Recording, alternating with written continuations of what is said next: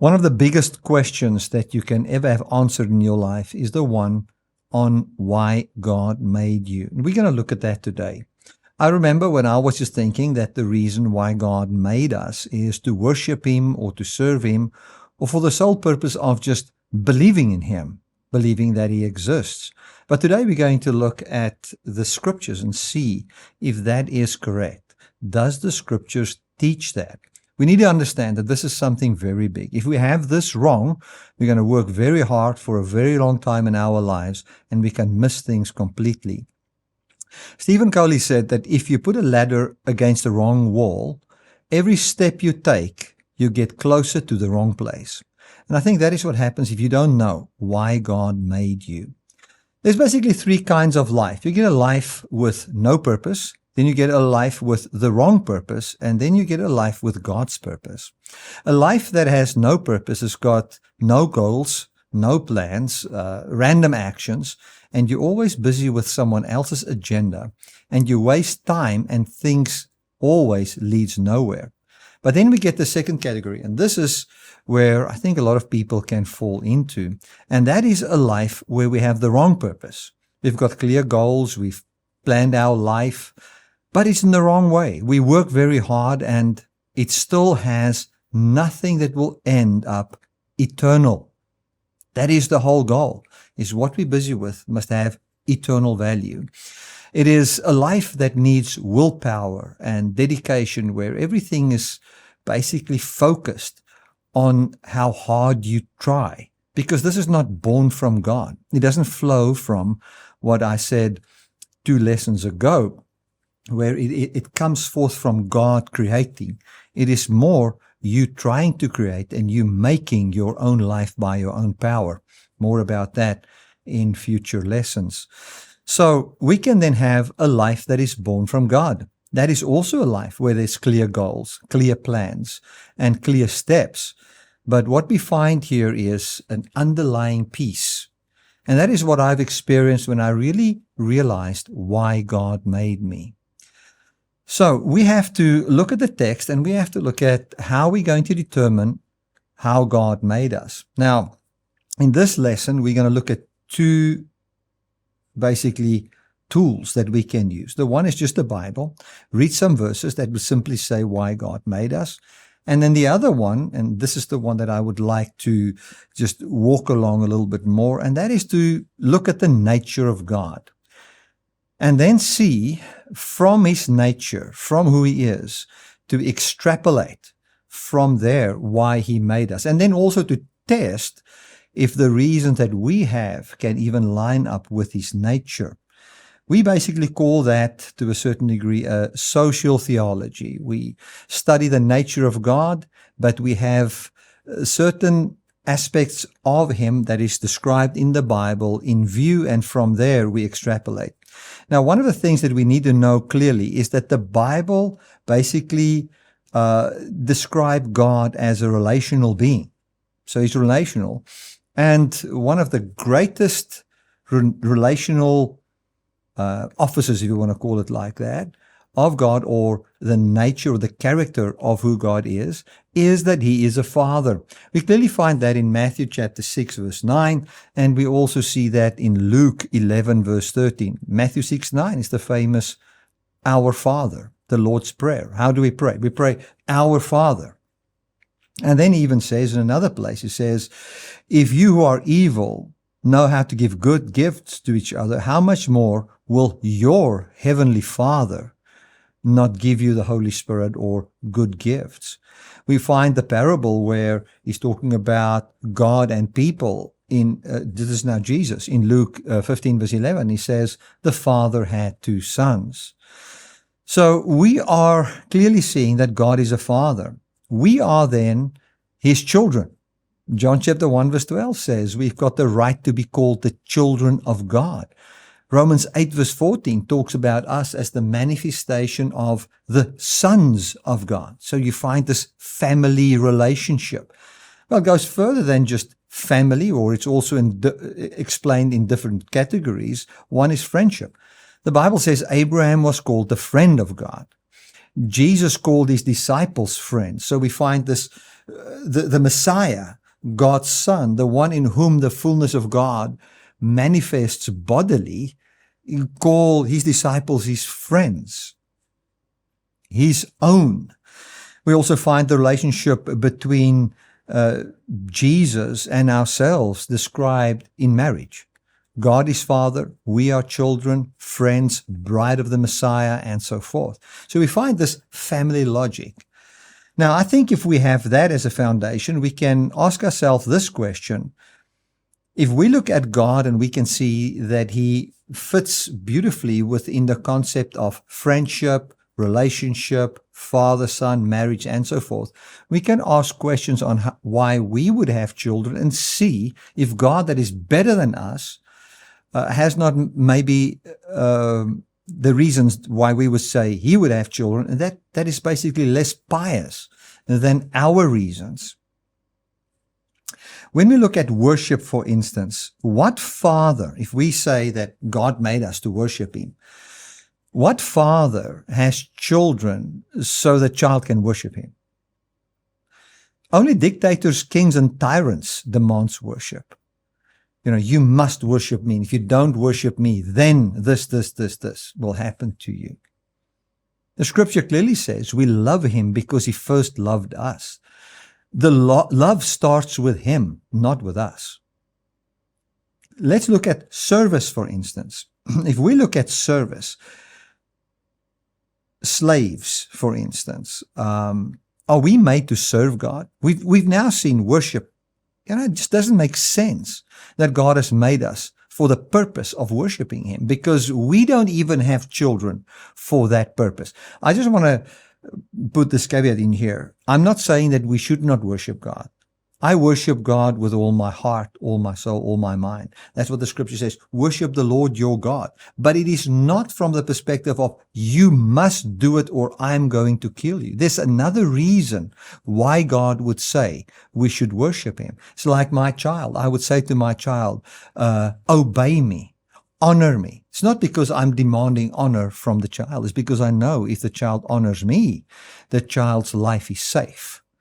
So the reason is what I am after here. I'm not saying that God does not say that we should worship him, but I'm asking this question.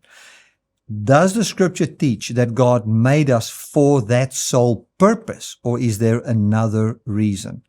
Should we love God? Yes, but how do we love him? He first loved us, and then that love brings something forth in us. So, first of all, we see that it is doubtful that God would make us with a purpose of just serving him. Then let's look at worshiping.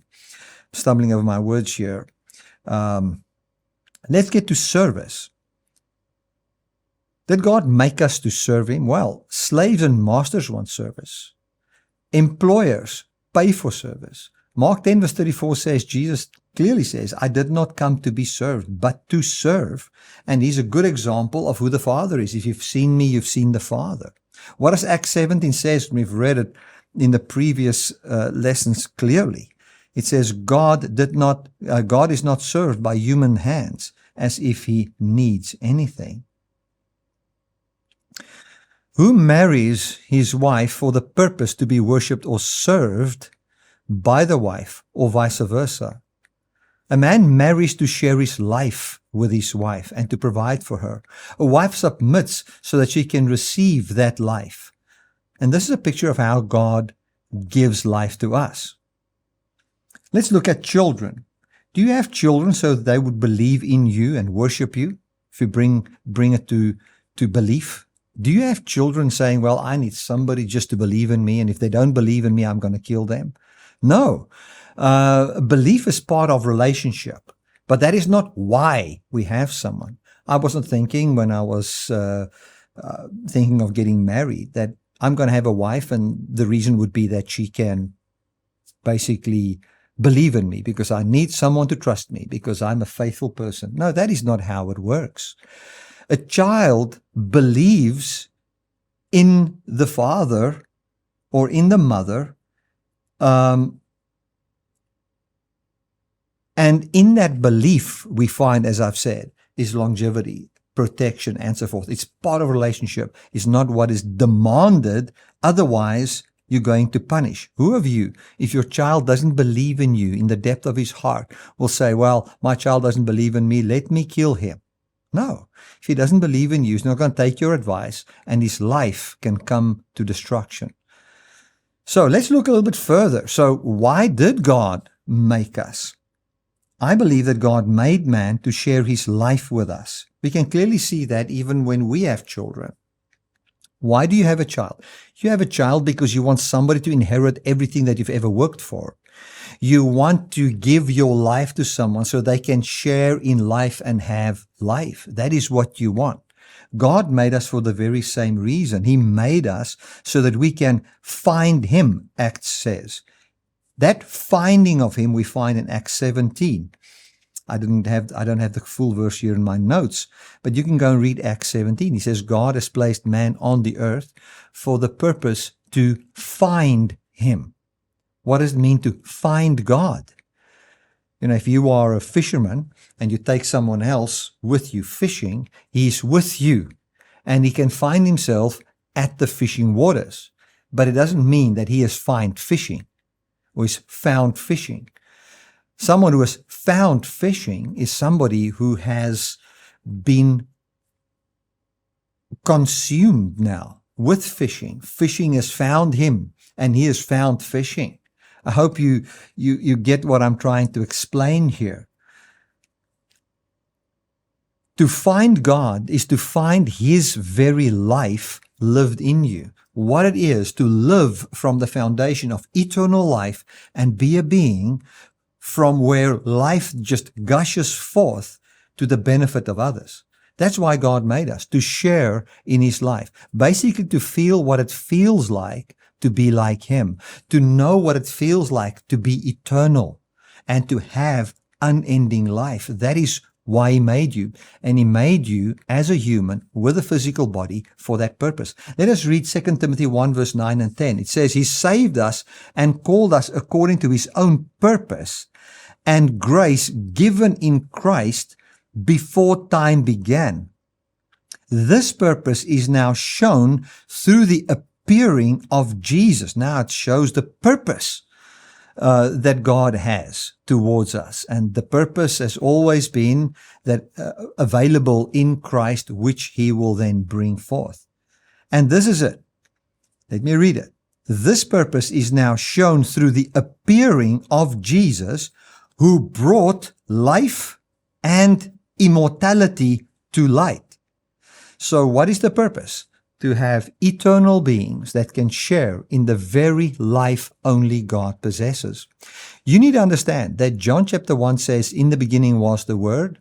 1 John says, that which was in the beginning, which was with God, the eternal life of God.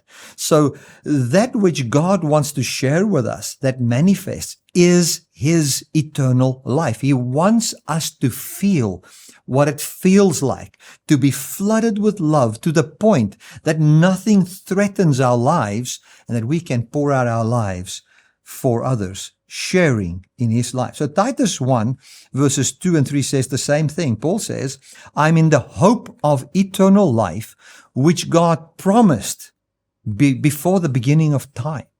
So why did God make us? He had the promise of eternal life towards us.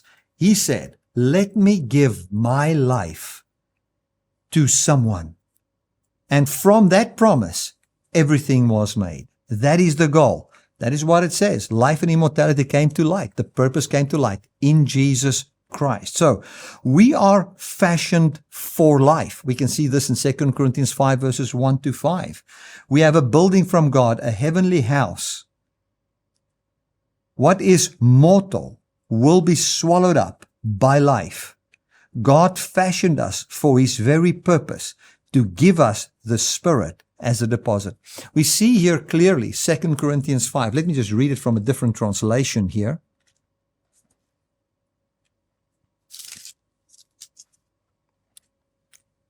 It says, for we know that our earthly house, of this tabernacle, if it's dissolved, we have a building of God, a house not made with hands, eternal in the heavens. He's referring to not to going to heaven, but a eternal home that is kept in a place that is above the authorities of this world. More on that in later lessons. He says, "For in this we groan, earnestly desiring to be clothed upon with our house which is from heaven.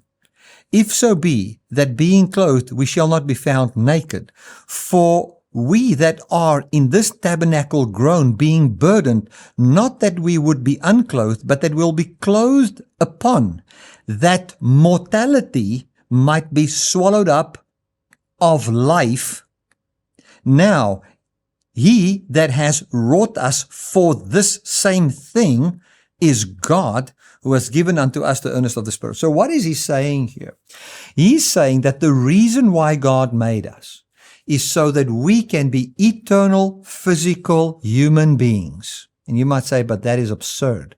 Well, Jesus is the Word of God. And if you want to know God's Word on this, look at Jesus.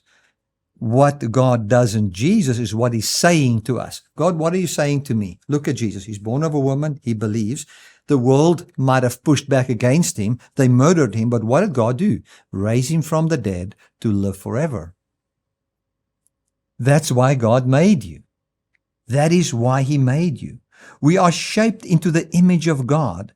Romans 8 verses 28 to 29 basically says that those who He foreknew, He also predestined to be conformed to the very same image of Jesus, that He might be the firstborn from the dead amongst many that receive the very same thing. So, in conclusion, God did not make you to be a singer or a preacher or an evangelist or just a businessman.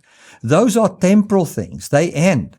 God made you to share His life with you, that you can share in the fullness of His life, to be His child, to bear His image, and to be the heir of everything He has. That is why He made you. That is the wall your ladder must lean against.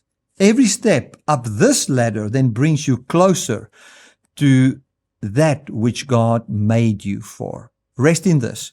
You are not made to be some form of a slave. You were made to receive His life, not to earn it by your works, but to receive it as a free gift. Amen. God bless.